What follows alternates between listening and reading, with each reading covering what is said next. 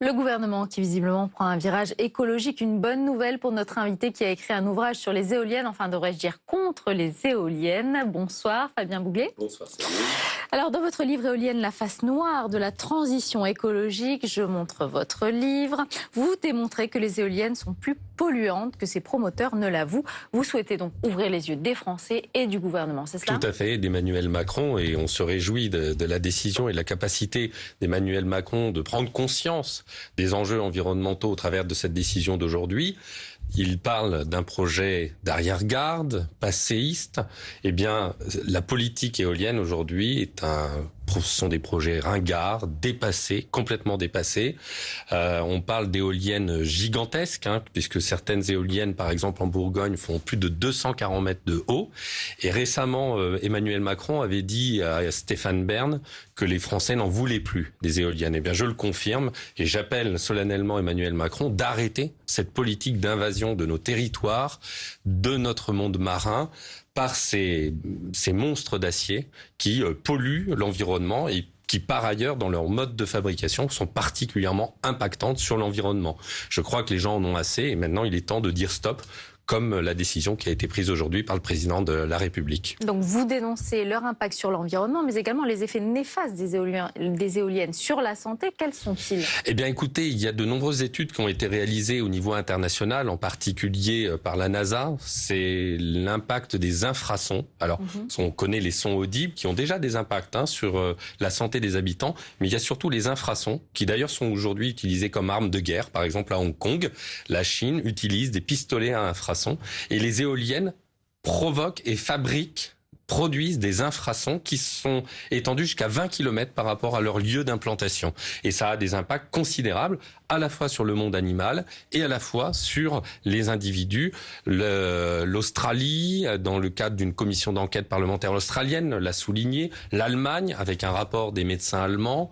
Au Canada, avec l'association des médecins de famille canadienne, ont toutes souligné l'impact extrêmement fort des infrasons, mais également de l'électricité sale, l'électricité tellurique qui est développée par les câbles d'alimentation des éoliennes. Enfin, pas d'alimentation, les câbles de raccordement des éoliennes. Donc certains pays européens sont déjà en train de faire marche arrière. Tout à fait. La Pologne vient de décider dans le cadre de la COP24 d'arrêter la politique éolienne en raison du principe de précaution et a mis en place toute une politique pour désinstaller les éoliennes d'ici 2040 dans ce pays.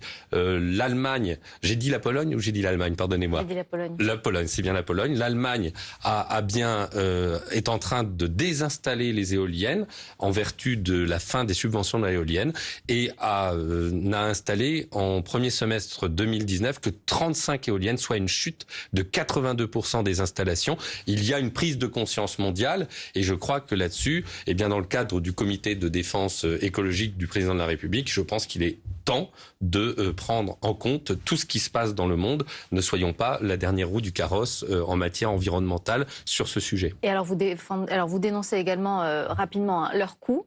Tout à fait, puisque c'est environ 100 milliards d'euros de subventions publiques que nos concitoyens payent au travers des taxes sur l'essence ou des taxes sur leur facture d'électricité, plus un coût des raccordements que RTE a évalué à 33 milliards d'euros. Donc ça fait des sommes gigantesques pour une électricité que nous avons excédentaire, c'est-à-dire que nous revendons cette électricité au prix du brut. Donc c'est des subventions qui sont jetées pour rien, dans la mer pour rien. C'est de l'argent dépensé pour rien. Et c'est là où c'est vraiment un scandale considérable. Alors en deux mots, comment réduire l'empreinte carbone ?